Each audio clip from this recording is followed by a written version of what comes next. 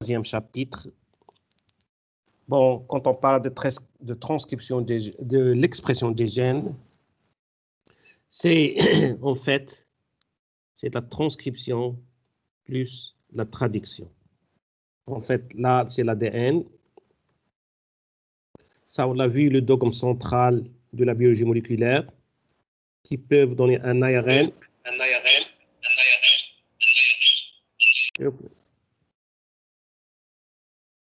Et puis après, s'il vous plaît, il y a quelqu'un qui devrait éteindre le micro. Sinon, on aura des problèmes d'écho. Alors, l'ADN va être transcrit. Il va nous donner l'ARN. Et puis, après traduction, il sera traduit. Il va nous donner la protéine.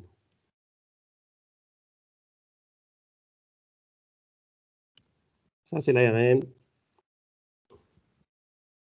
Ici, ça, c'est l'ADN. Et puis, la protéine. Alors, la transcription, là, on va passer d'un code qui est normalement l'information génétique. Il se forme de A, G, C, T. Et là, au niveau de l'ARN, si on passe à l'ARN messager, également bien l'ARN transfert, l'ARN ribosomique, toujours A, G, C, mais à la place de T, on a un U. Et au niveau des protéines, on a des acides aminés. Bien sûr, glycine, alanine, ainsi de suite. Les 20 acides aminés. Alors, le passage ici, vous regardez, là, c'est une transcription. C'est seulement un transcrire. Seulement, on va écrire ce qui est sur l'information génétique au niveau de l'ARN messager. Mais là, c'est une traduction. On passe des bases azotées. Là, les AGCU sont des nucléotides. Là, on a les bases azotées. On va passer à une traduction. On va les traduire sous forme d'acides aminés.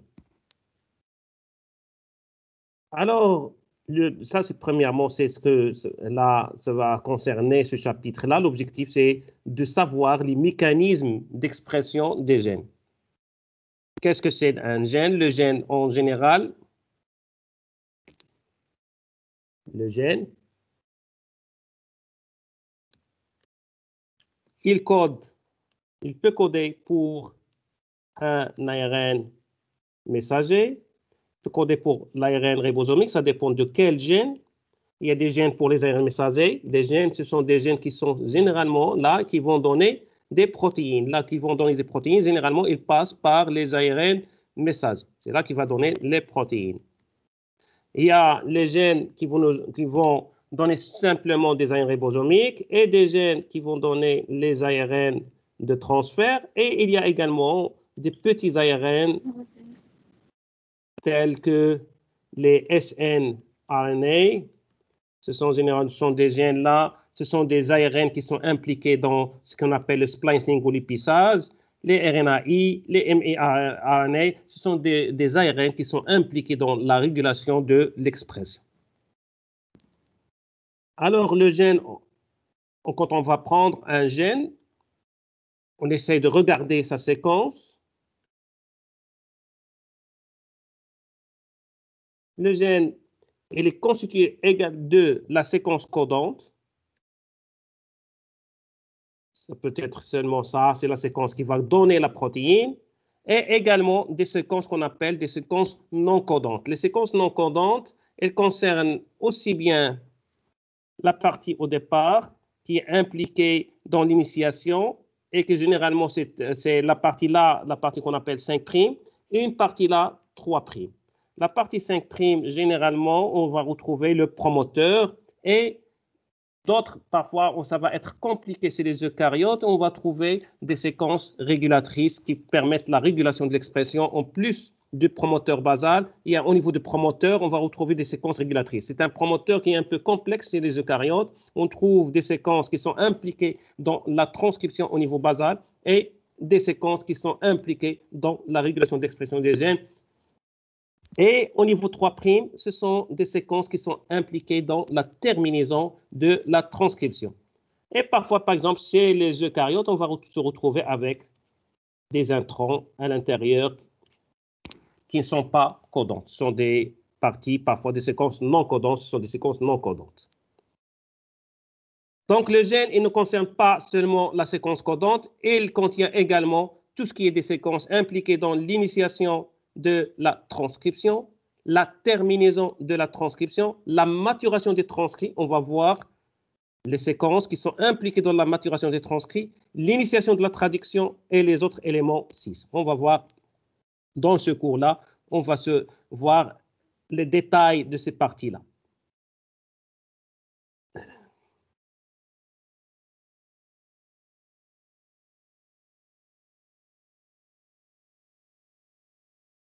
Alors, les généralités.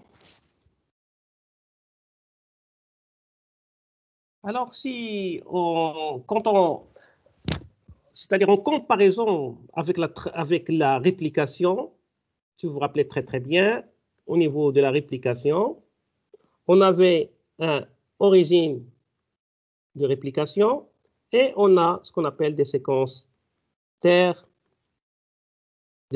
terminaison.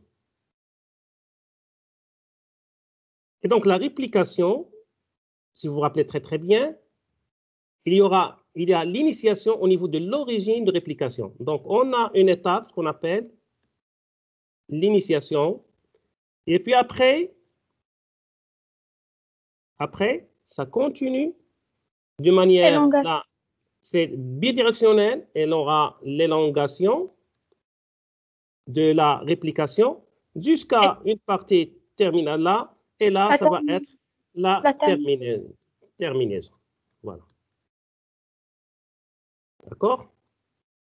Donc, ça commence par l'initiation, élongation et terminaison. Et en fait, après, à la fin, on a obtenu deux molécules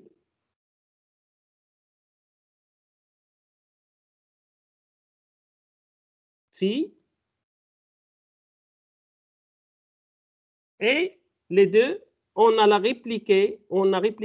synthétisé l'ensemble du génome. On a synthétisé l'ensemble. Dans le cas, on va voir maintenant, dans le cas de la transcription, quand on regarde ce génome, ça va concerner seulement un gène. Il y a plusieurs gènes. On a un gène à côté de l'autre, un gène, plusieurs gènes. Là, ça va concerner seulement un gène. On va voir seulement la transcription d'un gène. Et bien sûr, c'est la même chose, presque la même chose pour tous les gènes. Mais là, c'est une transcription qui est spécifique, une partie du génome, une région du génome particulière qui correspond à un gène particulier. C'est là qui nous concerne, on va la transcrire. Cette région, on va la transcrire, on va transcrire ce gène-là. Donc, on va agrandir cette partie-là. Là, on va l'agrandir, cette partie-là. On va l'agrandir ici.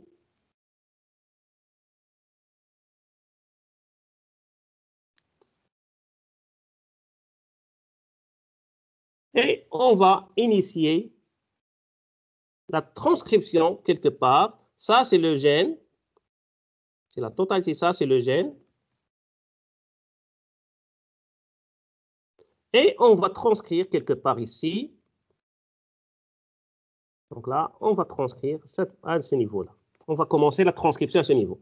On a besoin de cette partie-là qui va nous aider, toute cette partie-là, va nous aider à reconnaître le gène de manière spécifique et le transcrire. Parce que là, la transcription, c'est spécifique. Il va y aller ici et commencer. Il ne va pas commencer celui-là, il va commencer celui-là, par exemple. D'accord? On va commencer à transcrire un gène particulier.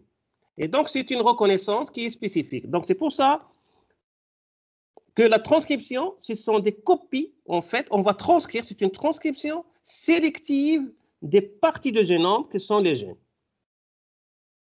Et c'est un transfert de l'information génétique. On va transcrire cette partie-là et nous donner un ARN. Donc, c'est-à-dire on va transcrire ce gène-là, on va copier une partie de ce gène-là et on va le transcrire sous forme d'ARN au lieu de AGCT, AGCU. Et c'est simple brin, c'est pas double brin. On ne va pas transcrire les deux brins, seulement un seul brin. Donc, c'est une copie sélective d'une partie du génome. Et donc là, c'est le partie du génome, là, ça veut dire, là, pour nous, c'est le gène. Et transfert de cette information génétique de ce gène-là à l'ARN. On va transcrire de l'ADN à l'ARN. Donc, si vous prenez, voilà, un ADN double brin, vous avez le 5', d'accord? Voilà le 3', parce que c'est double. Et là, le 5', là, et là, le 3'. Donc, et vous allez avoir là la correspondance, celui-là, l'ARN, c'est le complémentaire de cette partie-là, qui est, là, c'est le, en fait, c'est là, ça c'est le 3', et ça c'est le 5'. Donc c'est celui-là, le brin, celui-là. D'accord? Et là, bon, on va le voir de manière, c'est pas sous forme de double hélice, c'est très difficile parfois à voir, mais on va le voir au niveau seulement de double brin de manière simplifiée. Voilà, de manière simplifiée. Vous avez les deux brins, ça c'est l'ADN, double brin. Ça, le 5', il est là. Voilà le 3', et vous avez 5', et vous avez 3'. Là, c'est votre ARN. L'ARN, il est transcrit à partir du brin matrice. La transcription,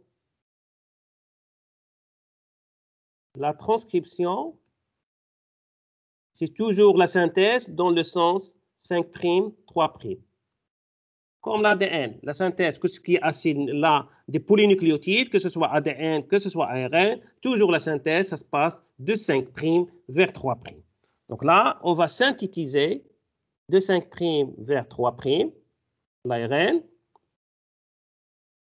Et là, il va synthétiser ça, c'est le complémentaire de brin matrice.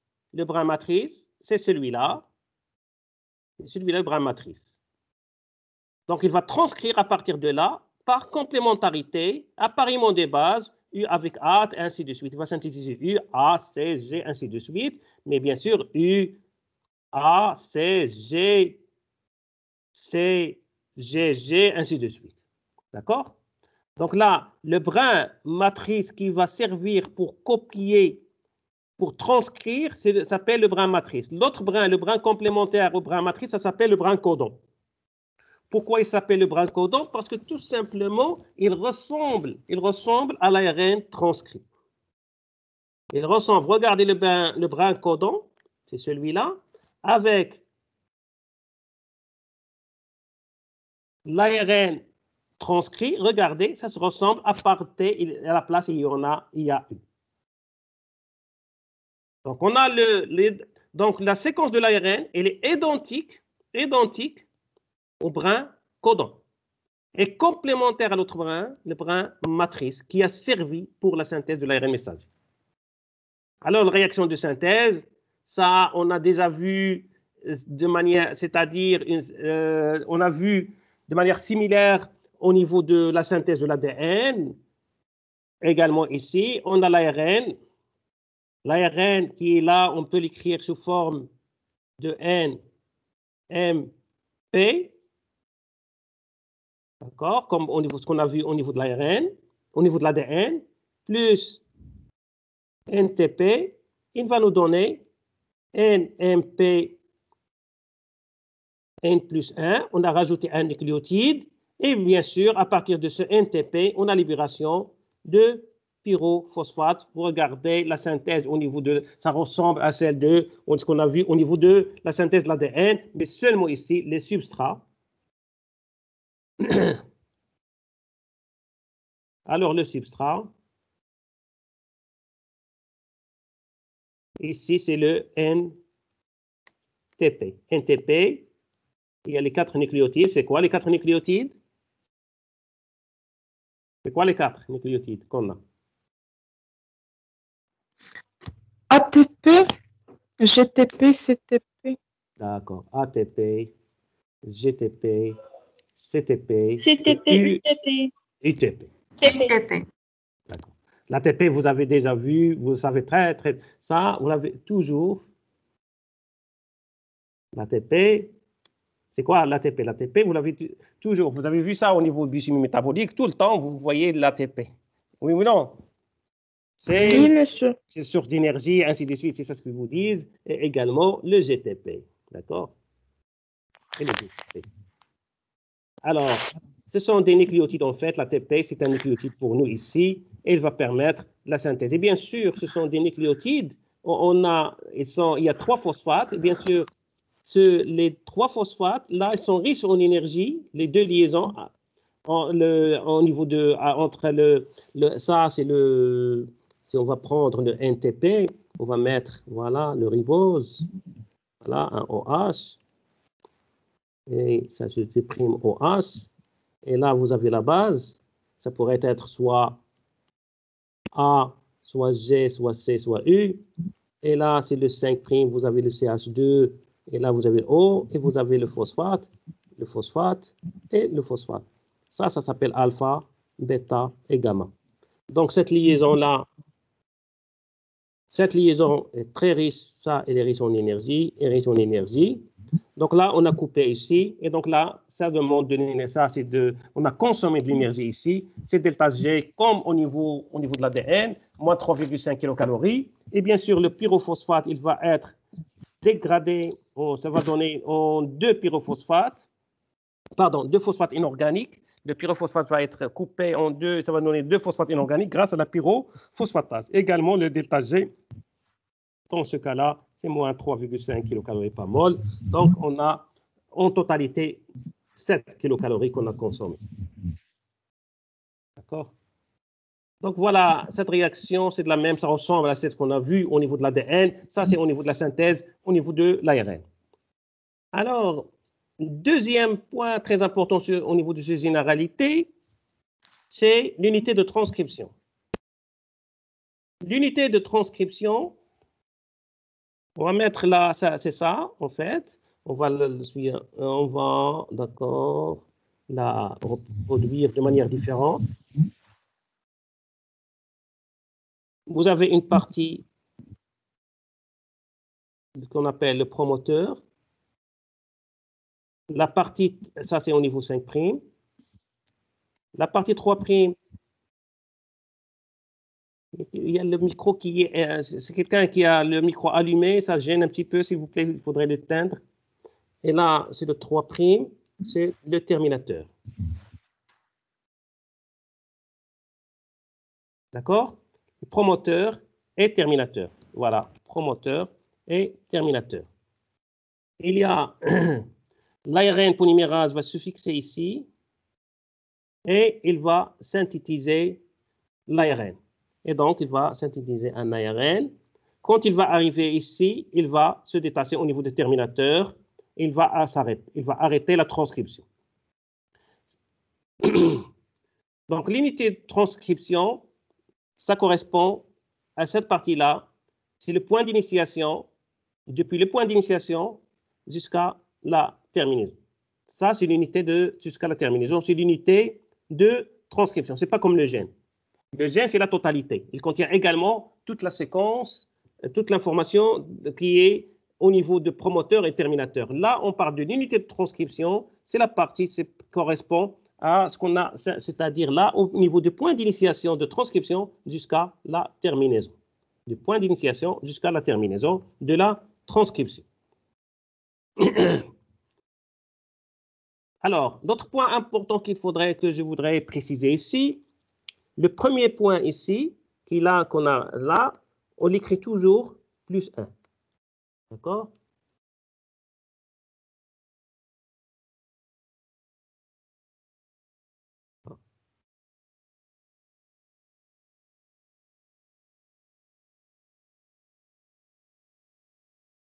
façon cette partie-là. Le point ici, ça s'appelle plus 1. Il n'y a pas de 0. Ça, c'est le premier nucléotide qui va être transcrit, qu'on va transcrire. Avant, le plus 1, le nucléotide qui est juste avant, c'est le moins 1. Après, c'est le moins 2. Et également ici, c'est le plus 2, ainsi de suite. Il n'y a pas de 0. Le premier nucléotide transcrit, on l'appelle plus 1. D'accord? Et juste avant, c'est le moins 1. Il n'y a pas de 0. Donc, l'unité de transcription ici, c'est l'unité, c'est à partir, c'est-à-dire là, c'est entre le point d'initiation et le point de terminaison de la transcription. Ça, c'est l'unité de transcription. C'est les eucaryotes, c'est les prokaryotes. On a un cas particulier parfois. Je vais vous montrer ce qui se passe. Au niveau des prokaryotes, les gènes, ils sont côte à côte. Et parfois, on trouve qu'ils sont chevauchés et parfois même, on retrouve qu'ils sont contrôlés par un seul promoteur, comme le cas de ce qu'on appelle les exemples des opérons. Vous avez sûrement vu l'opéron lactose.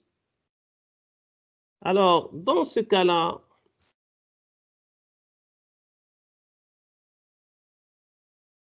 on a un promoteur ici,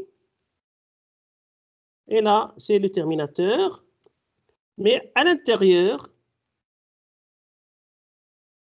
on a le lac Z, lac Y et lac A. Ce sont 3 gènes. Là, c'est un peu particulier, là, cette notion de gène ici, parce que là, l'ensemble, ça correspond à un opéron, et là, la notion ici, c'est le gène, on appelle également, c'est un cistron. On appelle un cistron. Cistron. Et là, un cistron, c'est un gène, en fait. Le gène lac Z, le gène lac Y et le gène lac A. Et ils sont contrôlés par un seul promoteur et un seul terminateur. Et dans ce cas-là, on va avoir un ARN messager et qui correspond aux 3 informations de 3 gènes, lac Z, lac Y, lac A. Et lac Z, tout simplement, c'est la bêta-galactosidase. Je vais être... d'accord.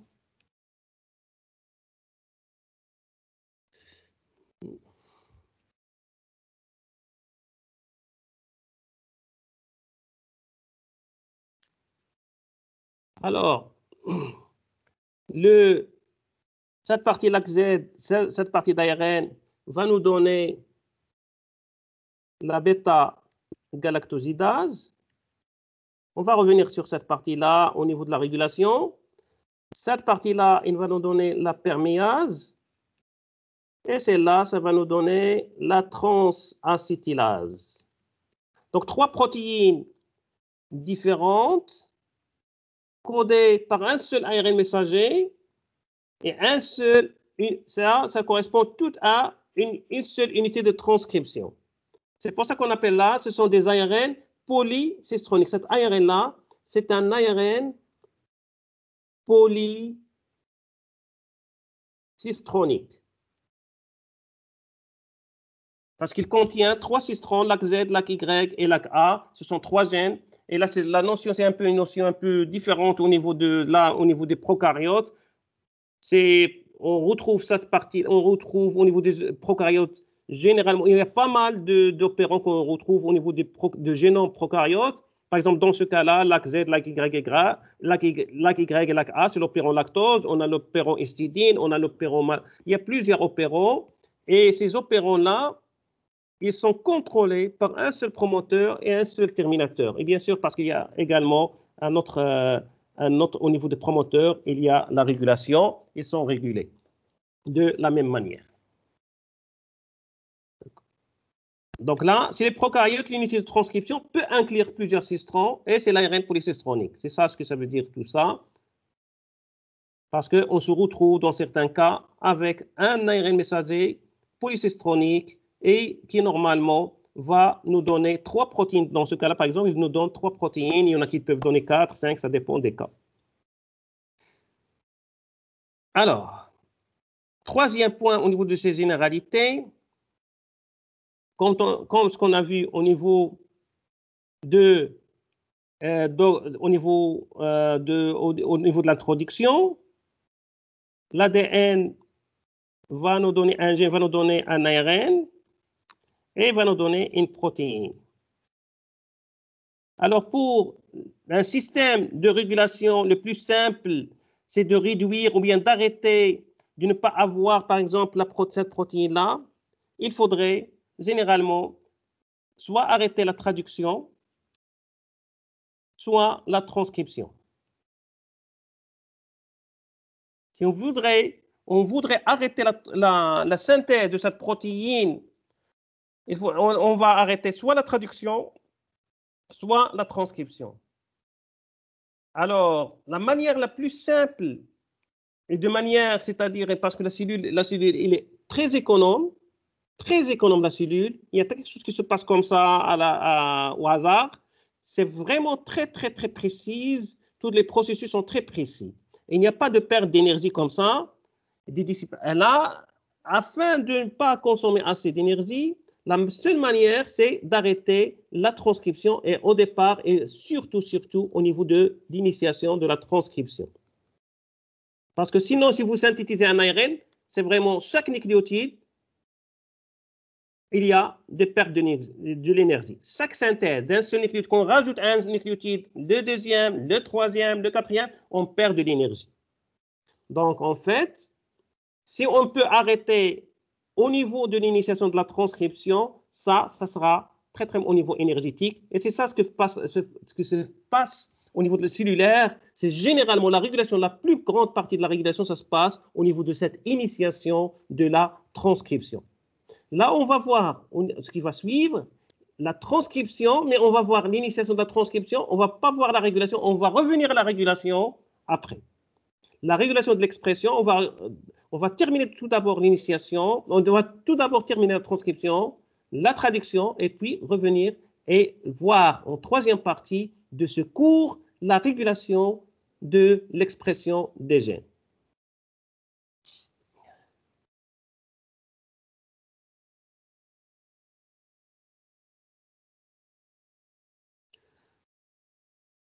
Alors, comme ce qu'on a vu au niveau ce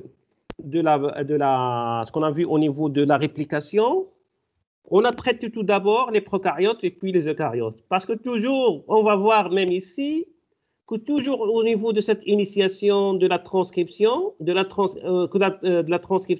c'est de la même manière au niveau de l'initiation de la réplication, c'était un peu simple quand on traite tout ce qui se passe au niveau des Escherichia coli et prokaryotes.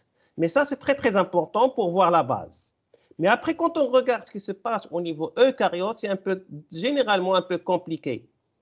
Il y a toujours avec beaucoup plus de protéines qu'au niveau de prokaryotes. Les prokaryotes, c'est un peu simple. On se retrouve avec quelques protéines qui vont permettre l'initiation de la transcription. Alors, toujours, on aura l'ARN polymérase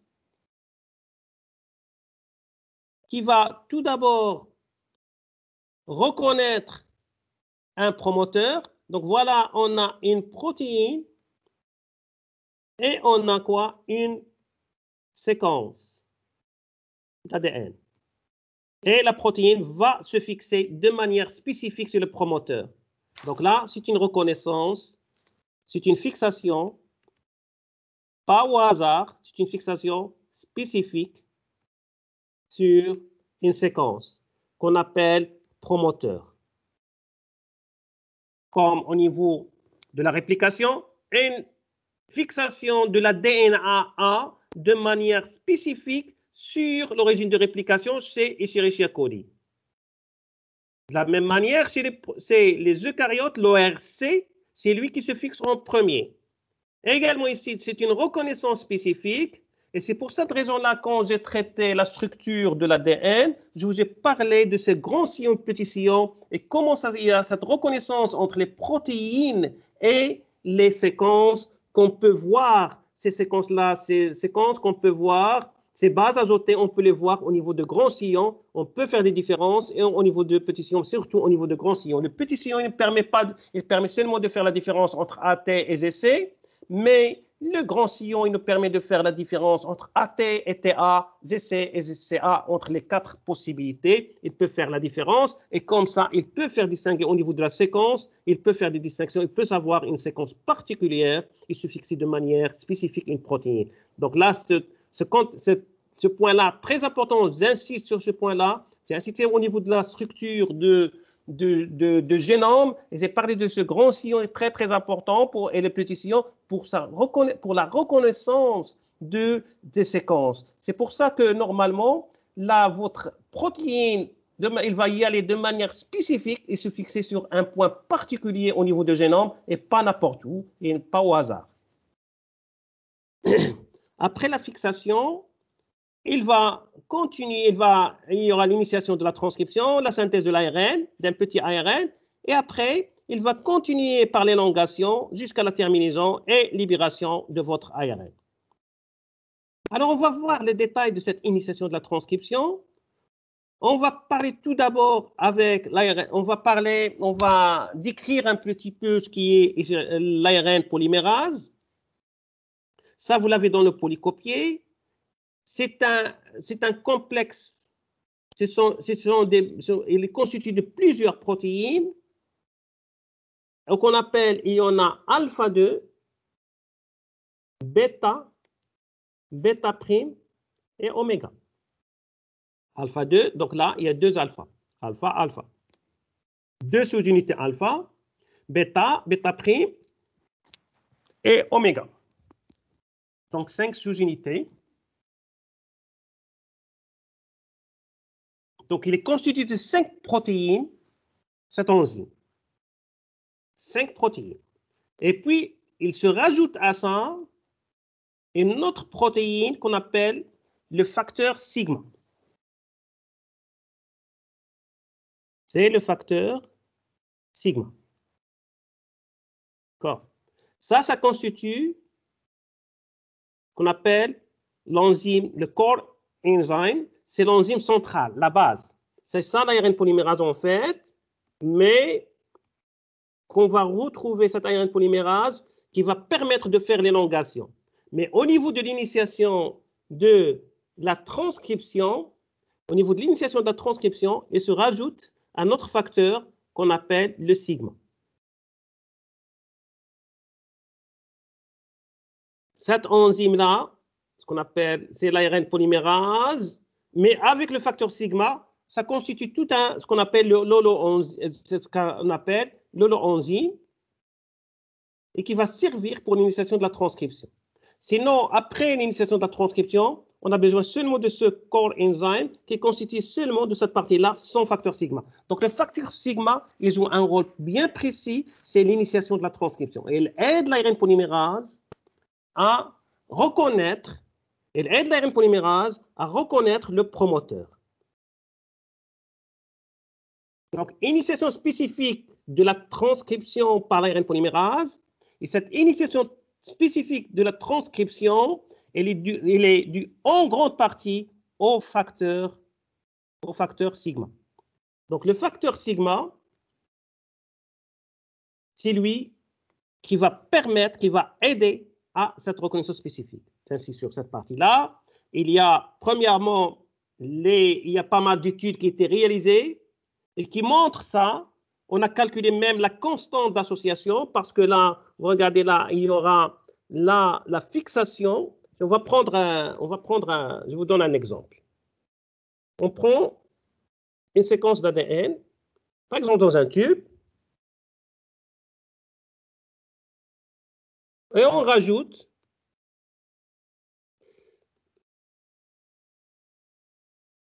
l'ARN polymérase.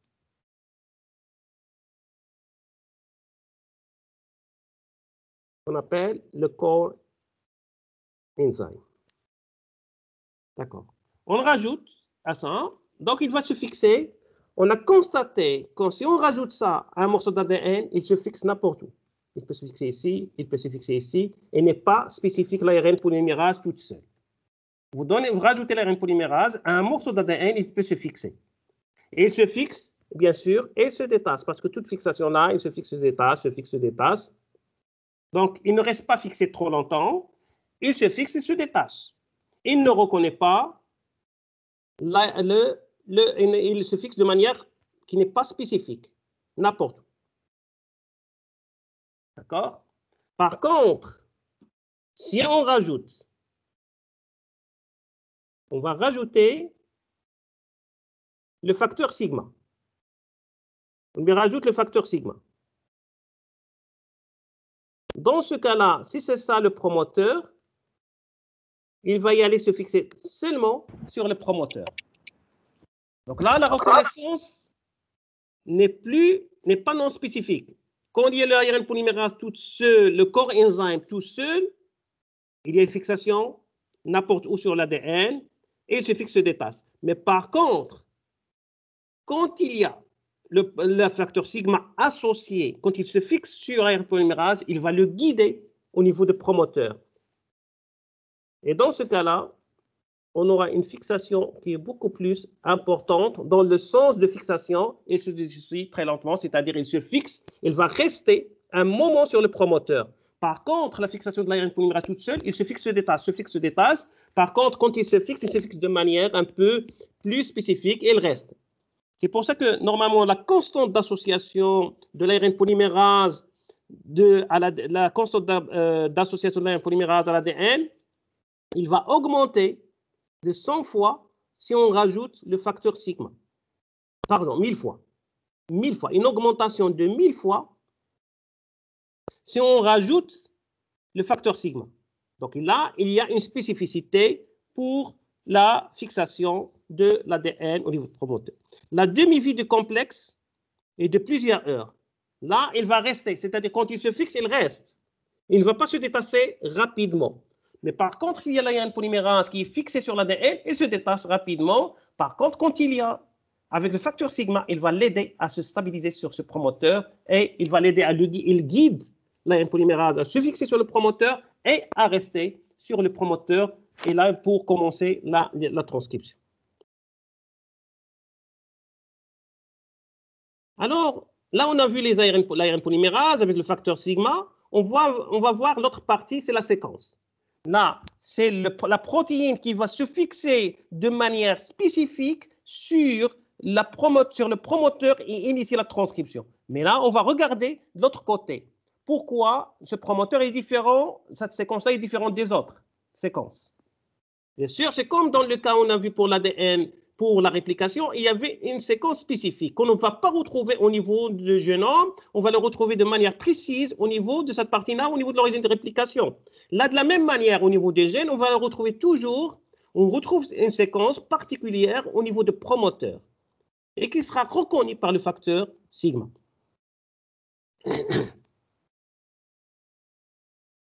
Alors, le promoteur. Alors, premièrement, on a regardé, là, on va voir un point très important pour comprendre ce qui se passe. Séquence conservée et séquence consensus. Qu'est-ce que ça veut dire séquence conservée?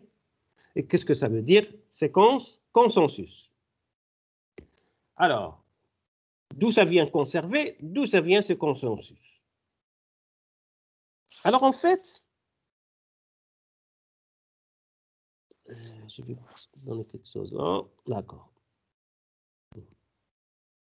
On prend, en fait, plusieurs promoteurs. On prend plusieurs gènes. On va prendre plusieurs gènes.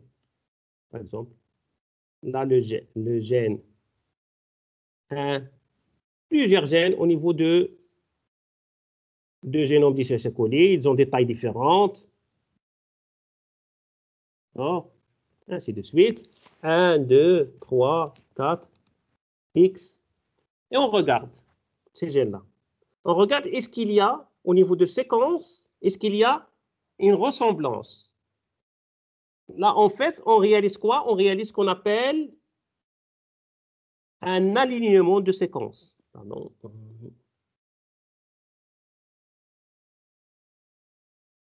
on réalise un alignement de séquences. D'accord? Un alignement de séquences.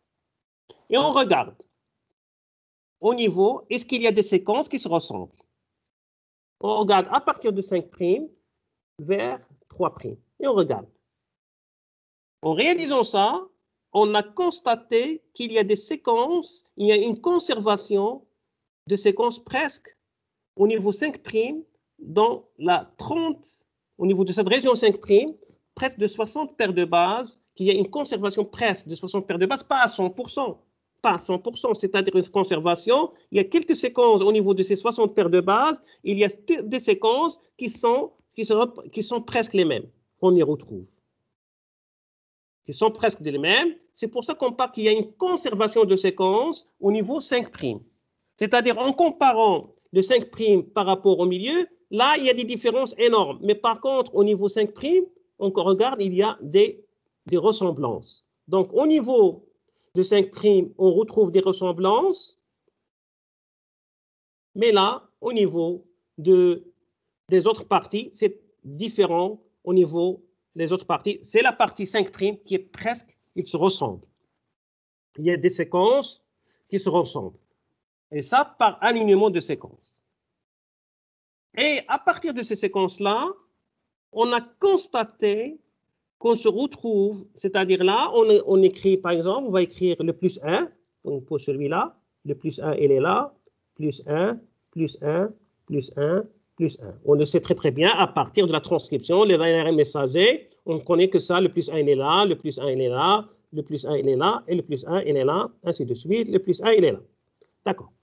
Alors, en regardant ça, on a constaté qu'il y a deux séquences qu'on retrouve, qui sont presque, c'est-à-dire on les retrouve partout, ils se ressemblent, et se retrouvent à moins 10, et l'autre à moins 35.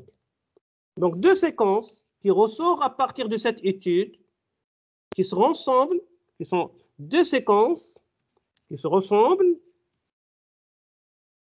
une à moins 10 et l'autre à moins 35. Et quand on regarde ces moins 10, c'est ça ce qu'on appelle, c'est la tata. On retrouve T-A, T-A-A, T. Et au niveau l'autre, on retrouve moins 35, T-T, G-A, C-A. Ça, c'est la séquence moins 35 et ça, c'est la séquence moins 10. Alors, en regardant cette séquence qui se retrouve au niveau 5' du gène, et en alignant presque une centaine de gènes, on a constaté qu'il y a des séquences conservées au niveau 5' et que ces séquences-là, surtout, on a deux séquences très importantes, l'une qui se trouve à moins 10, l'autre qui se trouve à moins 35, ça s'appelle T-A-T-A-A-T et l'autre T-T-G-A-C-A. On appelle ça l'élément moins 10 et l'autre l'élément moins 35. Parfois, vous trouvez pour le moins 10 qu'on appelle également le Prebno. Le Prebno, la boîte Prebno. Le moins 10. Moi, je les appelle. Est-ce que quelqu'un, il y a le micro qui est allumé pour certains. Attention, il faudrait l'éteindre. Ça, c'est l'élément moins 10. On appelle ça la séquence qui se trouve à moins 10 et qui se ressemble, c'est l'élément moins 10. L'autre, c'est l'élément moins 35. Là, cette boîte-là, on l'appelle également la boîte, on l'appelle boîte moins 10, c'est la boîte Prebno. Prebno, c'est la personne qui l'a découvert en premier, c'est pour ça qu'on appelle la boîte Prebno, ça correspond à la séquence moins 10. La séquence moins 10. Alors, en fait, là, ce sont des séquences conservées, en général, au niveau de ces 60 paires de bases, au niveau 5'. Et quand on regarde, c'est-à-dire là, pour essayer de dire, voilà, quelle est la séquence, parce qu'on ne va pas retrouver tout le temps TA, TA, T. Parfois, on trouve TA, on ne trouve pas le T, on trouve autre chose, A, T. Et donc, dans ce cas-là, on a essayé d'établir pour chaque point combien il y en a. Par exemple, regardez là, on essaye de regarder ici. Regardez, on se retrouve que ça, là, c'est... Voilà. On regarde à moins 10. On va mettre combien il y en a de T, combien il y en a de A, combien il y en a de Z, un C, ainsi de suite. Et on constate qu'au niveau de cette partie-là, la majorité au niveau de ce moins 10, on retrouve T ici. D'accord? On regarde pour la deuxième séquence, on retrouve qu'il y a un A. Troisième, il y a un T, ainsi de suite. C'est comme ça qu'on a retrouvé cette séquence TA, TA, T. Mais ça représente la majorité. C'est pour ça qu'on parle de consensus. Un consensus, c'est-à-dire peut-être dans la classe, on va poser une question, il y a plusieurs, chacun il donne une réponse, c'est pas, chacun il va nous donner son point de vue peut-être. Il y a plusieurs points de vue, peut-être on s'est séparé sur 4 points de vue et on va faire le vote. Regardez, c'est pas faire le vote, qui est le point de vue qui est dominant, et ça, c'est le consensus. On va se mettre d'accord. Celui qui est dominant, qui est le majoritaire au niveau de la classe, c'est le consensus. On va se mettre d'accord sur celui-là, on va le suivre, ce point de vue. Et dans ce cas-là, c'est de la même manière. C'est-à-dire, quand on va mettre ces T, c'est-à-dire, en gros, c'est la majorité des promoteurs, ils ont un T, à moins 10. D'accord? L'autre, il y a un A, T, A, T. Et c'est dans le polycope, je ne vous ai pas donné ça, je vous ai donné la séquence, regardez là, T. Donc, 80% de gènes analysés, il y a un T. 95%, 5, ainsi de suite. Donc, la position, par exemple, vous avez moins 10, moins 9, moins 8, moins 7, moins 6, moins 5, par exemple. Et vous allez avoir cette séquence, là, c'est donc 80%, là, c'est donc 95%, 45%, 60, 50, 96. C'est de la même manière pour la séquence moins 35. Ça, c'est une séquence consensus. D'accord? C'est une séquence consensus. C'est ça ce qu'il faudrait retenir. C'est très important, cette séquence consensus. Comment définir la séquence consensus? C'est à partir d'un alignement de séquences. Et à partir de l'alignement de séquences, à partir de plus 1, la séquence plus 1, on revient moins 1, moins 2, moins 3, et on regarde. Et on s'est retrouvé que dans la plupart des gènes, on se retrouve avec TA, TAA, T au niveau moins 10. Et moins 35, TT, GA, CA. Mais bien sûr, il y en a d'autres gènes qui ne contiennent pas TA, TA. Peut-être ils ont ici A, T, A, T. Si on retrouve, par exemple, on a A, T, A, T, c'est toujours, c'est bon. Ça ne ressemble pas à 100%, mais il y a une approximation, il est presque le même. Donc, ça dépend, là, de chaque gène. On a des petites différences qui peuvent exister. Peut-être ce A-là, il n'est pas le bon.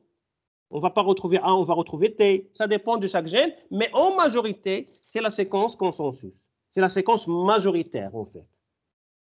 Majoritaire, en alignant la plupart des séquences en alignant. C'est d'où ça vient, cette séquence-là qu'on vous donne toujours, la séquence qu'on vous parle parfois de la boîte Tata et tout ça. La boîte Tata, moi, je la réserve beaucoup plus pour les eucaryotes, mais là, pour les prokaryotes, c'est la boîte Pribno.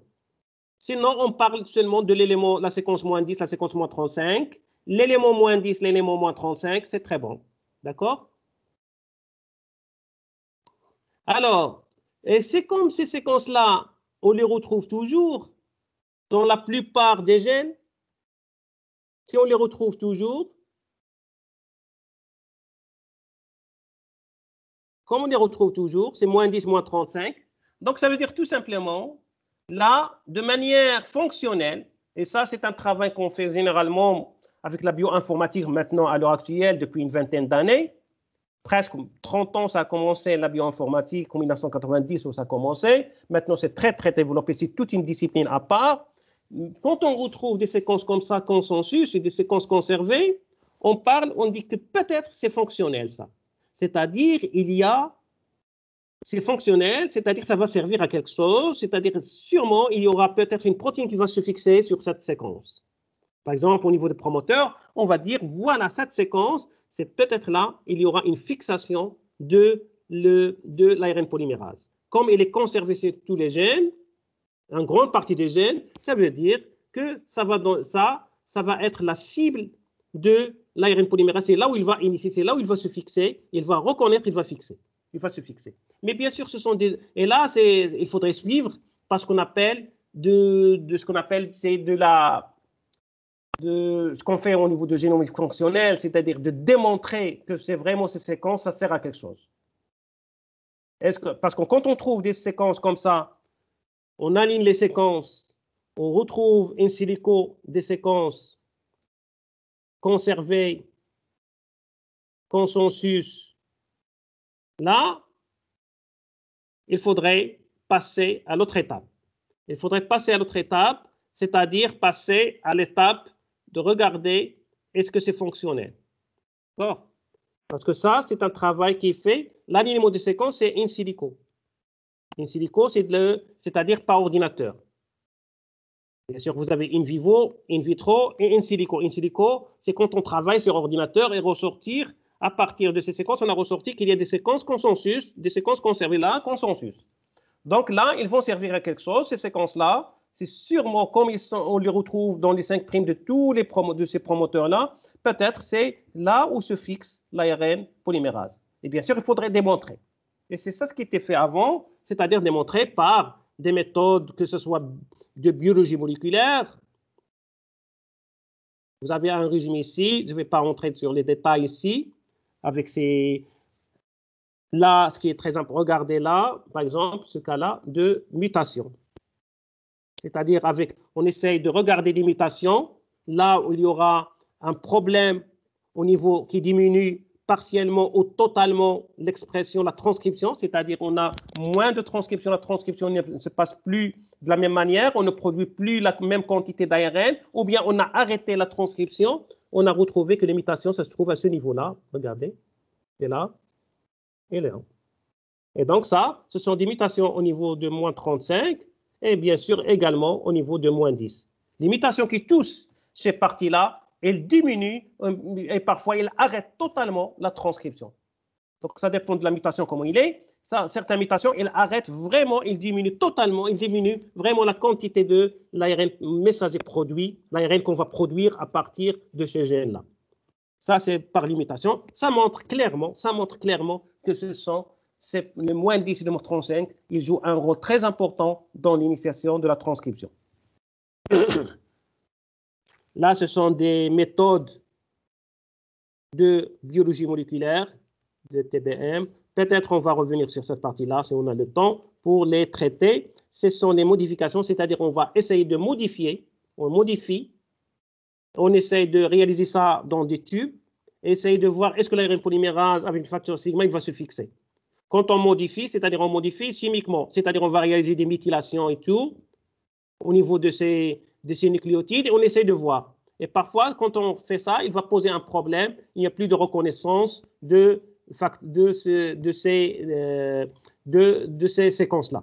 Au départ, il y a une reconnaissance. Quand on essaye de modifier, de méthyler, de rajouter quelque chose au niveau de ces séquences-là, il y a des problèmes. De manière spécifique, il y a des problèmes. Quand on les touche, et vous avez des flèches qui vous montrent, là, quand il est touché, il empêche la fixation de l'ARN polymérase et d'autres, il y a un problème au niveau de la protection. Là les sites protégés par l'ARN polymérase, c'est-à-dire là, ce sont des sites, c'est-à-dire quand il y a l'ARN polymérase fixé et quand on essaye de modifier, il ne se modifie pas. Ça également, ça nous montre également la partie qui est vraiment protégée par l'ARN polymérase. Mais ce qui est très important pour vous, que vous connaissez très très bien, vous connaissez ce que c'est une mutation. Là, quand on touche par des mutations à ce niveau-là, surtout à ce niveau-là, regardez là, et à ce niveau-là, il y a une diminution importante au partiel de la transcription. Donc, les moins 10 et moins 35, ils jouent un rôle important dans cette transcription. Alors, au niveau des promoteurs, maintenant, on va revenir à ce promoteur d'Escherichia coli. qu'est-ce qu'on retrouve? Au niveau de ce promoteur, on a deux séquences, on vient de voir, les moins 10 et moins 35. Ça, c'est le plus 1. La distance qu'il y a entre cette séquence-là et celle-là, c'est 5 à 9 paires de bases. Et la séquence, ça, c'est entre le point d'initiation de la transcription et l'élément moins 10, c'est 5 à 9 paires de bases. Et entre moins 10 et moins 35, c'est 16 à 19 paires de bases. Cet espacement est très important parce qu'on va voir, parce que la reconnaissance, parce que la protéine, l'ARN polymérase avec le facteur sigma, et surtout le facteur sigma qui va permettre cette reconnaissance, c'est très important cet espacement. Si on augmente cet espacement, on va augmenter à 31 paires de bases ici, ça ne va pas marcher. On va voir pourquoi, parce que tout simplement, regardez là, ça c'est votre ADN. Ça c'est le promoteur, l'élément moins 10, l'élément moins 35 il est là. Regardez là, c'est le facteur, ça c'est le facteur sigma. Avec une région, ça s'appelle sigma 2, une région, ça s'appelle sigma 4. Le sigma 4, il se fixe ici.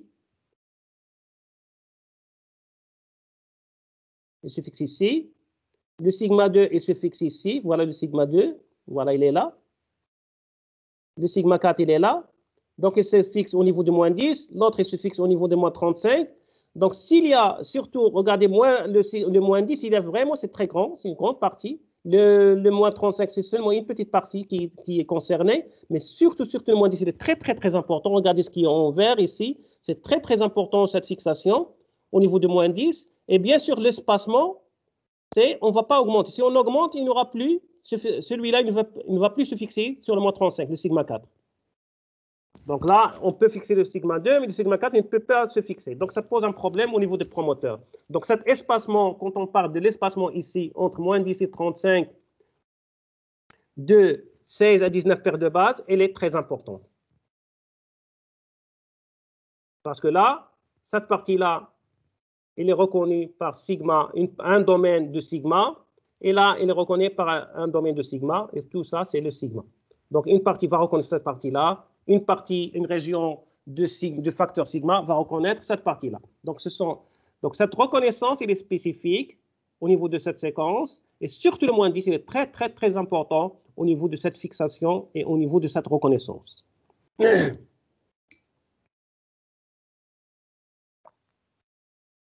Alors, un autre élément, donc il y a le moins 10, il y a là, regardez le point d'initiation, l'espacement, le moins 10, l'espacement et le moins 35.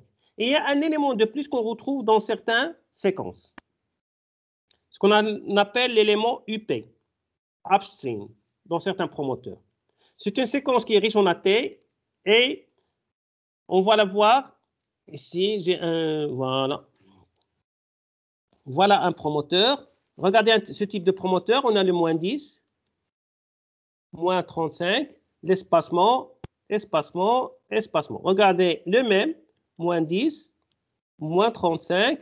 On a cet espacement et on a l'élément UP. Il est riche en AT.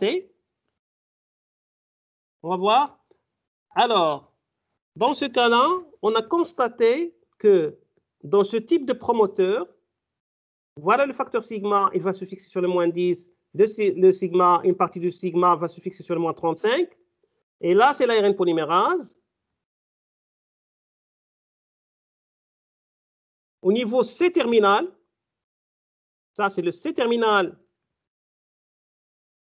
de l'ARN polymérase, et il va se fixer sur cet élément P. Il le reconnaît. Donc là, vous regardez maintenant la différence entre le promoteur qu'on vient de voir. Le promoteur sans élément UP et le promoteur avec seulement moins 10 et moins 35. Moins 10, moins 35, il y aura une fixation de cette ARN polymérase avec le facteur sigma, mais dans ce cas-là, il y aura une fixation meilleure encore.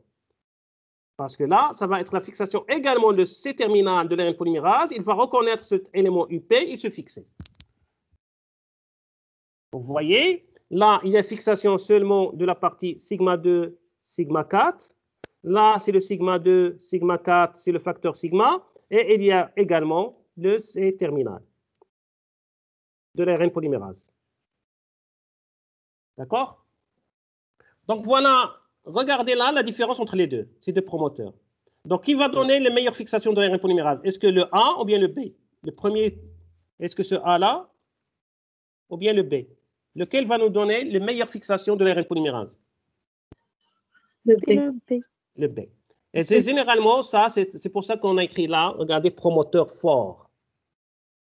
Parce que une fixation meilleure, ça veut dire qu'il y aura une bonne transcription de ce gène-là, et donc c'est un promoteur, on parle de promoteur fort. Et cette notion-là, je l'ai rajoutée pour ça, c'est très important. Cette notion est très importante. Le promoteur, au niveau de promoteur, il y a des promoteurs forts. Et bien sûr, il y a des promoteurs qui sont normaux et des promoteurs faibles. D'accord? Promoteur fort, ça c'est le promoteur normal. Ça c'est un promoteur fort.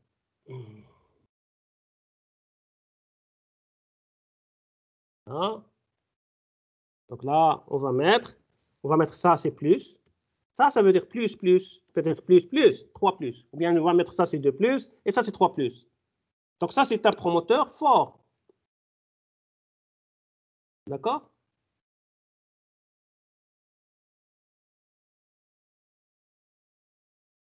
Donc ça dépend des séquences qu'on retrouve. Regardez là seulement en rajoutant un autre élément qu'on appelle l'élément UP. D'accord? Il y a une autre notion, j'ai parlé de cette notion-là, mais je vais revenir sur la notion de séquence au niveau de la régulation. Pour vous montrer que le promoteur, il n'y a pas seulement ce qu'on appelle le on et off. Il faudrait oublier le on et le off. Soit oui, soit qu'il y a transcription, soit qu'il n'y a pas de transcription.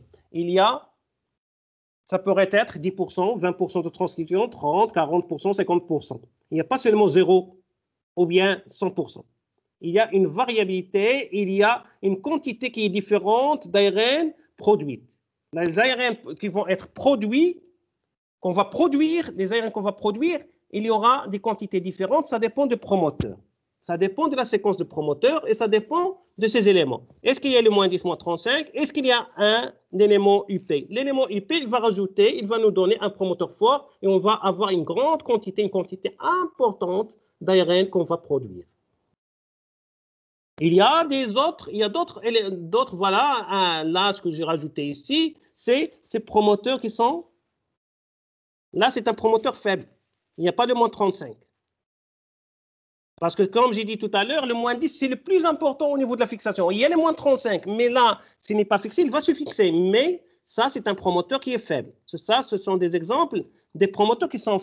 Là, c'est un promoteur, mais c'est un discriminateur. Là, ça diminue un petit peu parce qu'il y a un discriminateur qui va diminuer au niveau... Ça, on ne va pas en parler parce que c'est un peu compliqué pour vous un petit peu. Là, on va les laisser à part. Mais seulement, je vous donne les 3 exemples. Le promoteur fort, promoteur faible, et le promoteur qui est moyen. Voilà, on va mettre un plus ici. D'accord? Plus. Par exemple, on a besoin dans certains cas, dans certains gènes, de promoteurs forts, comme les ARN ribosomiques. Il faudrait synthétiser les ARN ribosomiques. Et là, c'est en grande quantité. On a besoin de plusieurs ribosomes dans la bactérie pour l'expression et tout ça. Donc, on a besoin des ARN ribosomiques en grande quantité. Donc, on a besoin d'un promoteur fort. Et généralement, ça, on le retrouve au niveau des gènes d'ARN ribosomiques. Les gènes qui produisent les ARN ribosomiques, on retrouve ce type de promoteur au niveau des prokaryotes. Là, on parle toujours des bactéries. Alors, on passe sur cette. Alors, bon. Alors, une fois fixé, voilà, maintenant, on a passé. Il y a l'ARN polymérase avec le facteur sigma. Il va se fixer. Bien sûr, il y a la fixation et dissociation. Là, on peut calculer, ça, on va passer sur ça. Ça ne nous concerne pas au niveau de ce cours, cette partie-là. On va former, on va avoir après, quand il est fixé, ça s'appelle un complexe binaire. Binaire et fermé. On va voir pourquoi binaire est fermé et quelle est la différence après. Après, il va avoir ouverture d'une région de l'ADN, c'est au niveau du point d'initiation de la transcription. Il va s'ouvrir. C'est à ce niveau-là qu'il va initier la transcription. Donc, on a besoin de l'information génétique là qui va être ouverte pour qu'il y aura synthèse d'ARN et l'appariement entre les bases complémentaires. L'appariement entre bases complémentaires pour la synthèse de l'ADN. On va copier sur le brin matrice. Et pour copier sur le brin matrice, on devrait ouvrir l'ADN et ça va être ouvert au niveau de point d'initiation. Donc là, on aura une dénaturation de l'ADN partielle à ce niveau-là, au niveau du point d'initiation. Donc là, c'est un complexe qui est ouvert. On passe de fermé, ouvert, mais toujours binaire. Il y a seulement deux. Qu'est-ce qu'il y a les deux? C'est l'ARN polymérase associé au facteur sigma plus ADN. Là également, ARN polymérase au facteur sigma plus ADN. C'est binaire 2.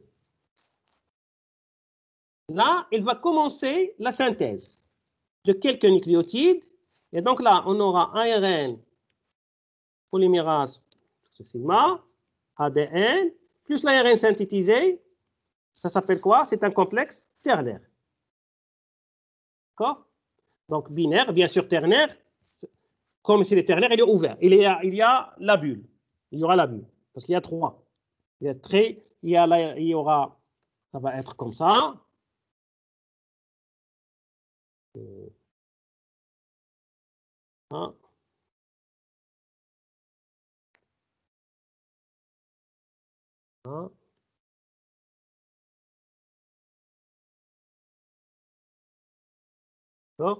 Donc, c'est 3. Ça, c'est l'ARN.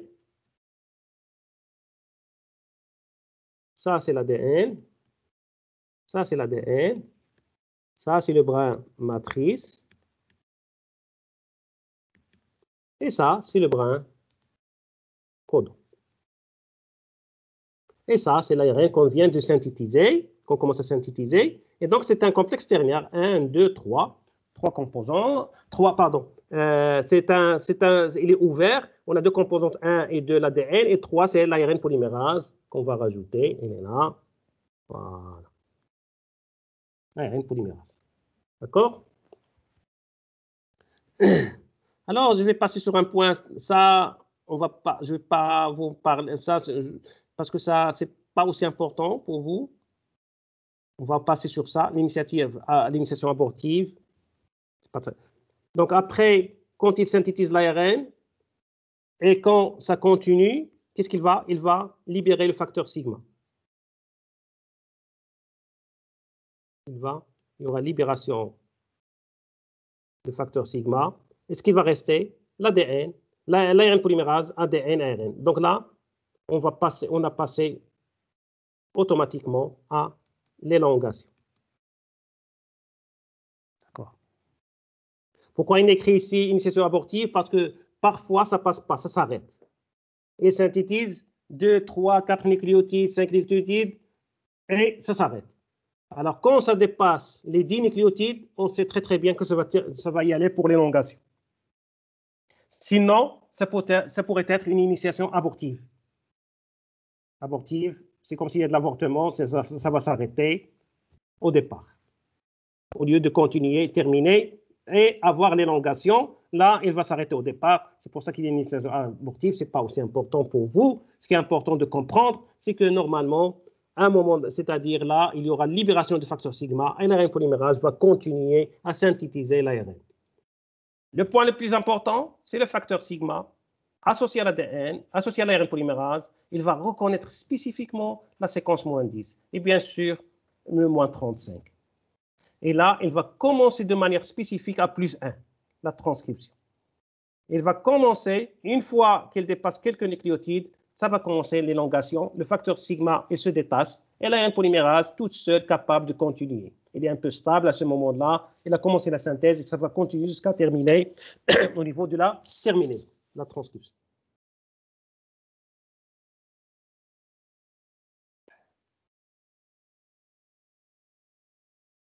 Voilà un schéma.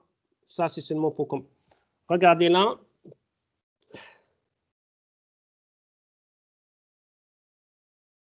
Alors là, vous avez l'ADN. Il est là. Vous avez ça. Je vais montrer ça. Votre ARN polymérase.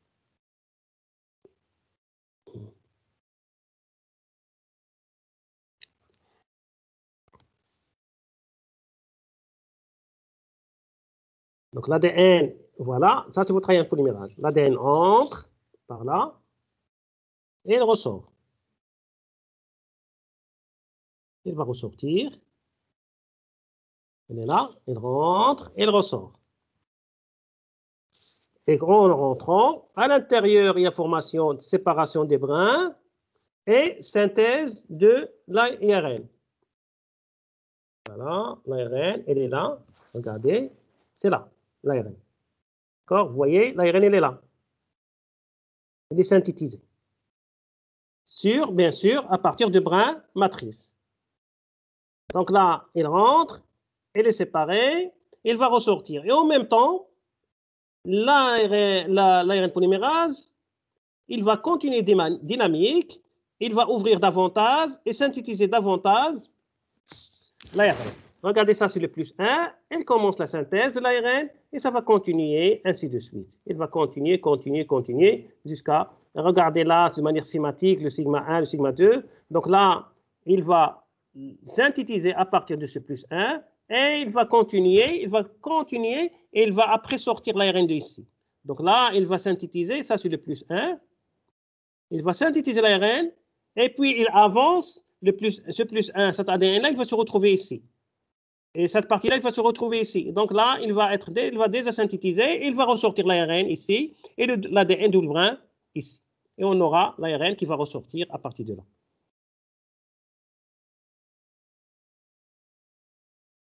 Alors, l'élongation et terminaison de la transcription.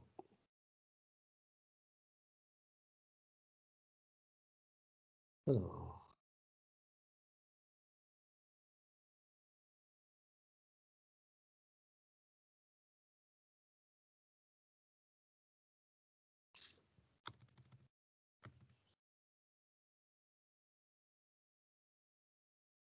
Alors là, je vais vous tracer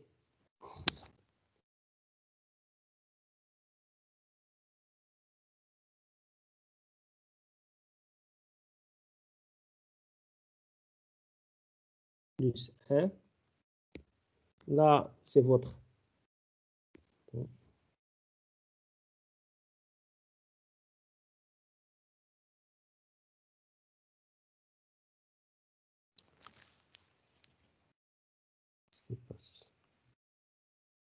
On va commencer. Ainsi de suite. Quand on va synthétiser là. Je schématise là une partie, ce qui va être cette passée là.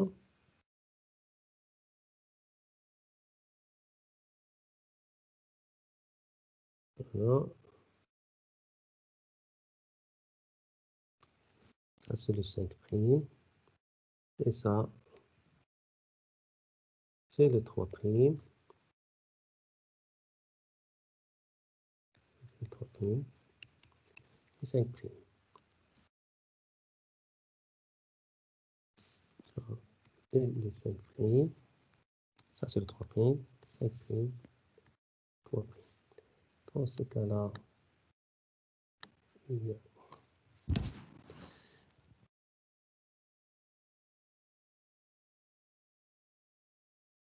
vous avez là.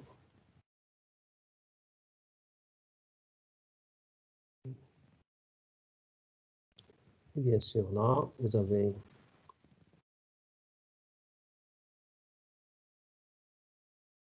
moins 10, moins 35.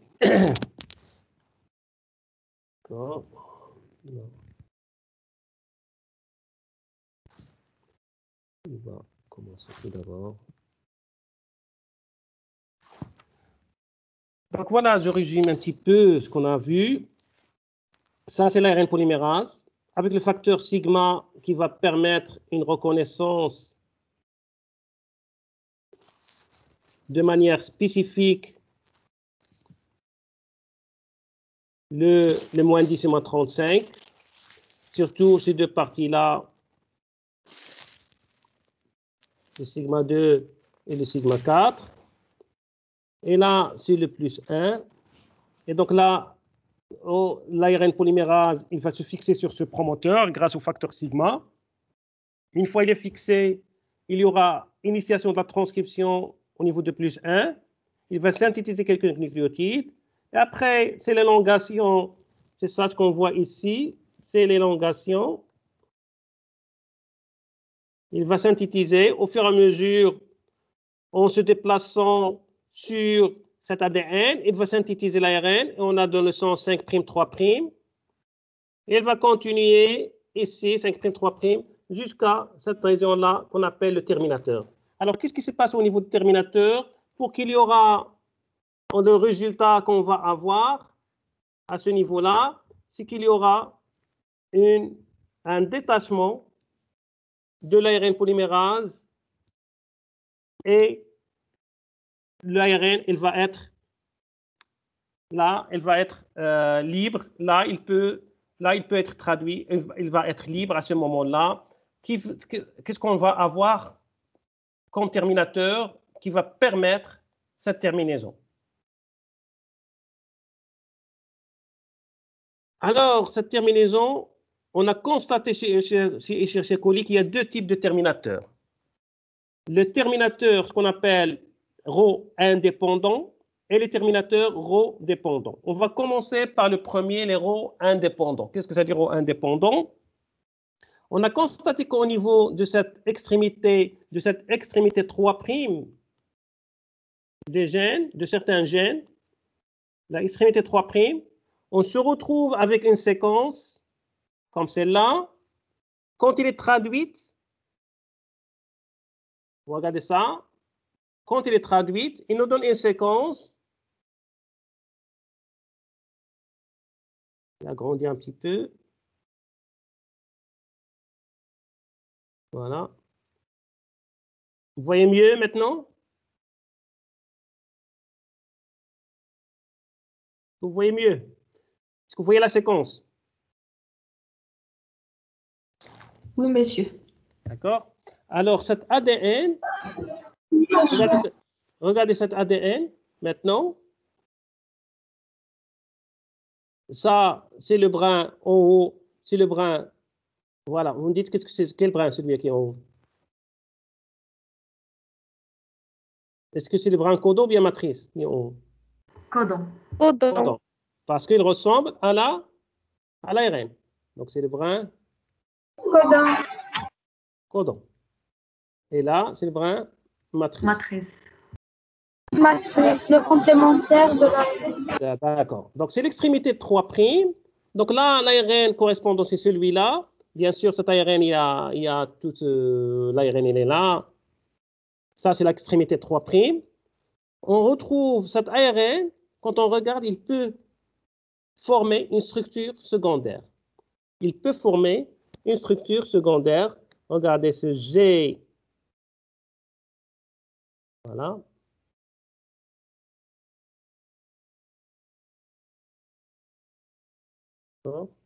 Cette partie-là, avec cette partie-là, c'est... Donc là, il peut former, c'est celle-là, en fait, et c'est celle-là. Donc, il peut former une structure secondaire.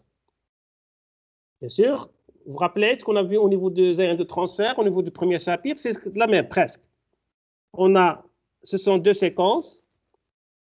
On a le 5', 3', il est là. Il tourne.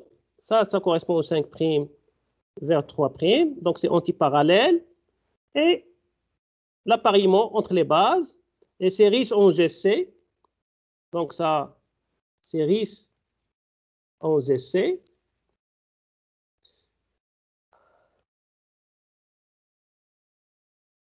Donc riche en GC, donc il est stable, ça sera stable. Si c'est AT, ça sera instable. Donc il est riche en AU, c'est riche en AU, ça va être instable. Là, il est riche en GC, donc il est stable. Donc là, en se fixant là, il peut donner une structure, ça c'est une structure stable. Ça, ce qu'on appelle, cette structure-là est appelée une structure helping. En anglais, on l'a traduit en français, c'est épingle à cheveux. Ça, c'est pour les filles, c'est au niveau des cheveux, c'est ça ce qu'ils mettent au niveau des épingles, qu'ils mettent au... ça ressemble à une épingle à cheveux. Les épingles à cheveux, c'est comme ça. C'est comme ça. Ce sont des épingles à cheveux. Ça ressemble à l'épingle à cheveux. Ça, c'est la tise. Et ça, c'est la boucle.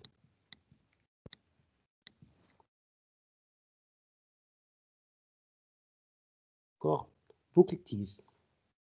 Mais ce qui est important là, donc on a une structure épingle à cheveux et suivie de quoi?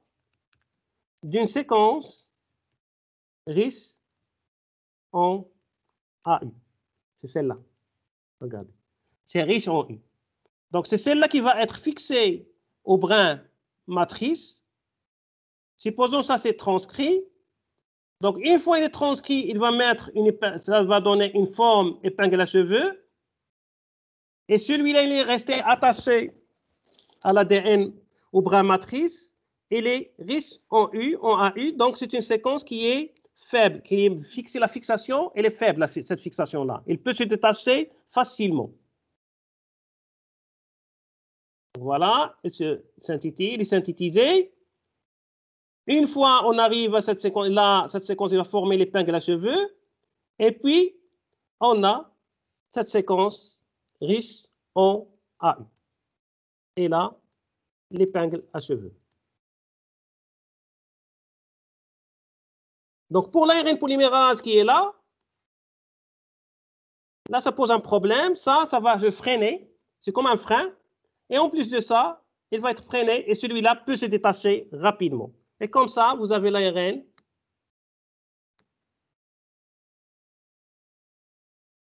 Vous avez cet ARN-là. Voilà.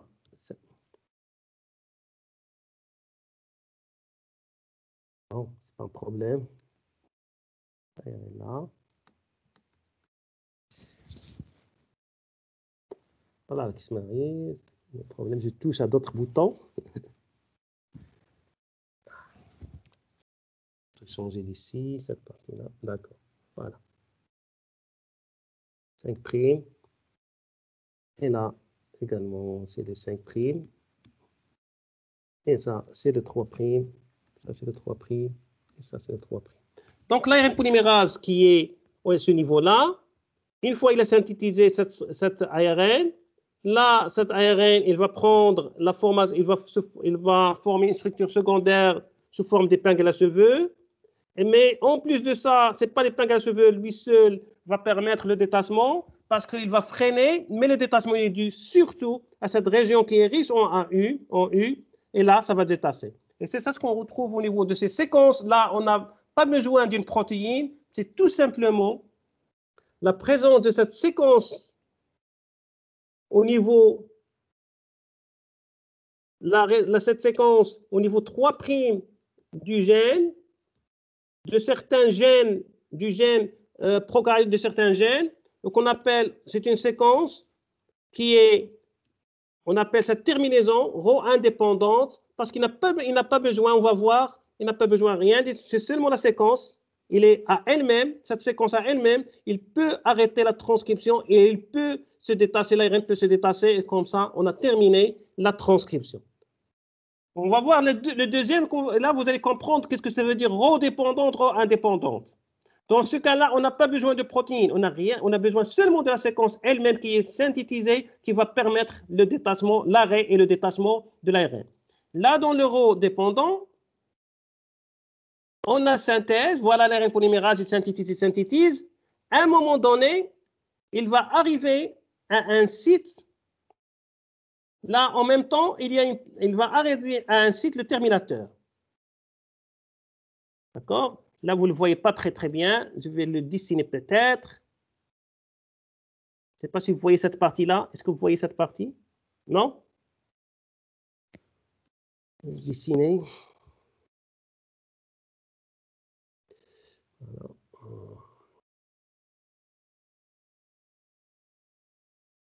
Vous dessinez ça.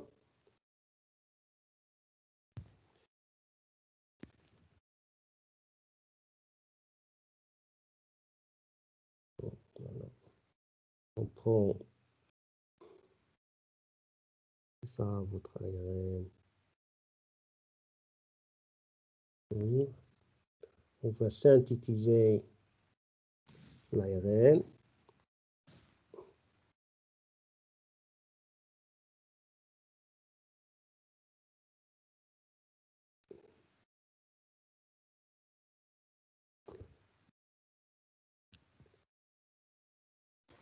Alors, là, ça se passe de la même manière que tout à l'heure, sauf qu'ici, on n'a pas, là, cette partie-là,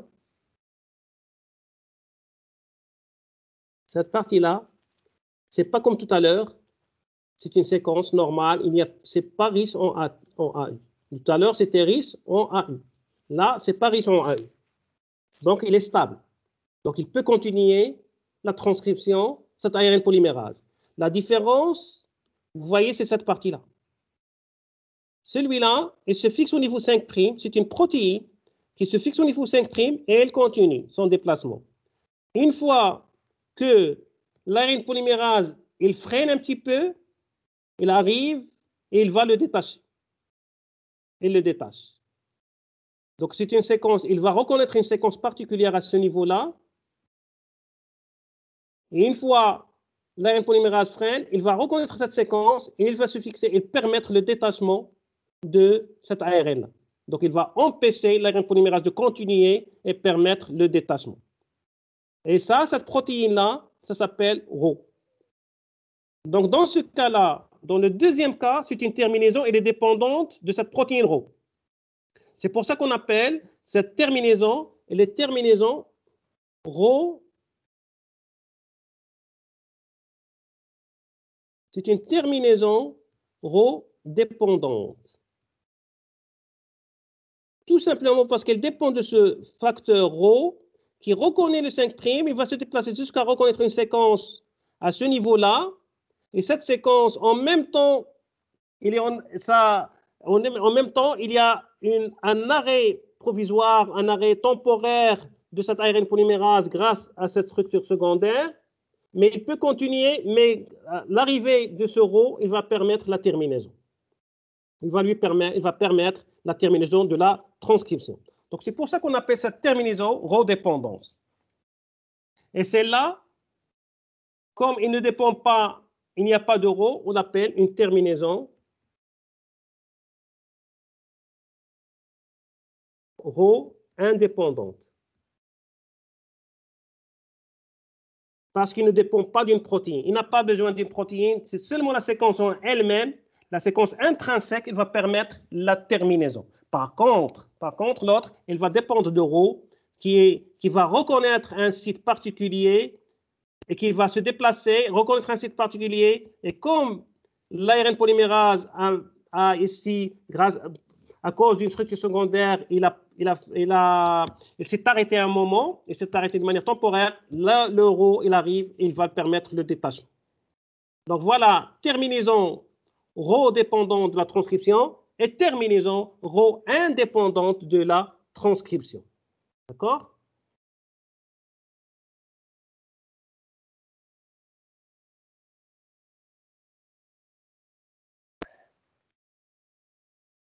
Donc, on a terminé avec la transcription chez les bactéries, chez Escherichia coli. Voilà, l'ensemble, l'initiation, l'élongation, la terminaison. D'accord? Initiation, élongation, terminaison. On a vu le rôle de facteur sigma, les promoteurs, la séquence -10, la séquence -35, qui sont très importantes, et comment le facteur sigma se fixe. Et en se fixant, il va permettre cette initiation de la transcription. Une fois qu'il y a l'élongation, après l'élongation à la terminaison, il y a deux manières de terminer la transcription, ça dépend des gènes. Il y a des gènes qui sont, on a la transcription, on a des séquences qui permettent, des séquences intrinsèques qui vont permettre un arrêt grâce à ces séquences-là, ce qu'on appelle les séquences de la terminaison rho-indépendance. Et dans certains gènes, on n'a pas ces séquences riches en AU après l'épingle à cheveux. Et dans ce cas-là, on a besoin d'une protéine qui s'appelle Rho. Et pour cette raison-là, on l'appelle une terminaison de transcription Rho-dépendante. D'accord? Est-ce que vous avez des questions?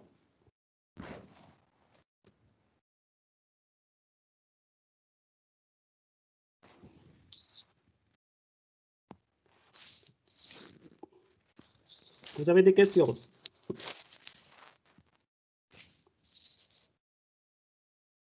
Est-ce que vous avez des questions?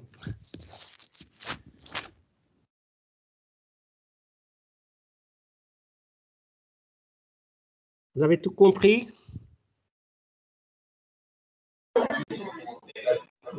Oui, monsieur. Comment?